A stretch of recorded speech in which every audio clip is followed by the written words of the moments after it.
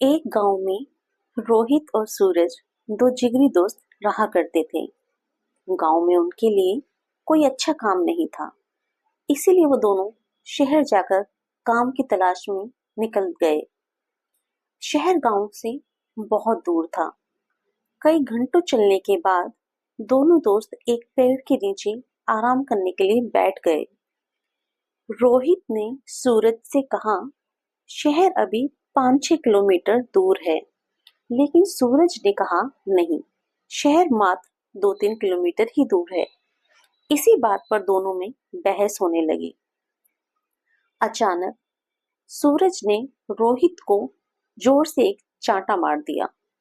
रोहित शांत स्वभाव का था, इसीलिए उसने सूरज से कुछ नहीं कहा और एक लकड़ी लेकर जमीन पर लिख दिया, आज मेरे जिगरी दोस्त ने मुझे चांटा मारा। फिर दोनों शहर की ओर चल दिए। अब कोई किसी से बात नहीं कर रहा था। रास्ते में एक छोटी सी नदी आई, जिसे उनको पार करके जाना था। सबसे पहले रोहित नदी में उतरा और उसका पैर दलदल में फंस गया। उसने सूरज से मदद मांगी और सूरज जल्दी से भागकर रोहित के पास आ गया और उसे दलदल से बाहर निकाला। फिर दोनों एक साथ नदी पार करके शहर की ओर चल दिए।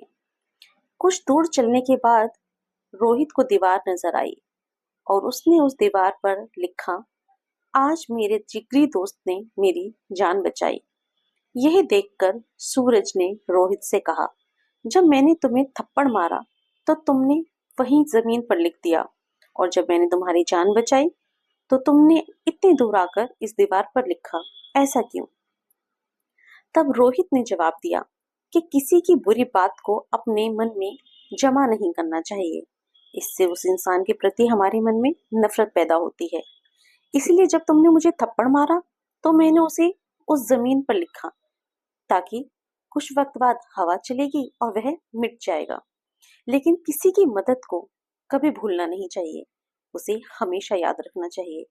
इसलिए मैंने तुम्हारी दी हुई मदद को वहां नदी के पास ना लिखते हुए इस दीवार पर लिखा, ताकि ये बहुत दिनों तक यहाँ पर लिखा रहे। रोहित का जवाब सुनकर सूरज को बहुत खुशी हुई और उसने रोहित को गले से लगा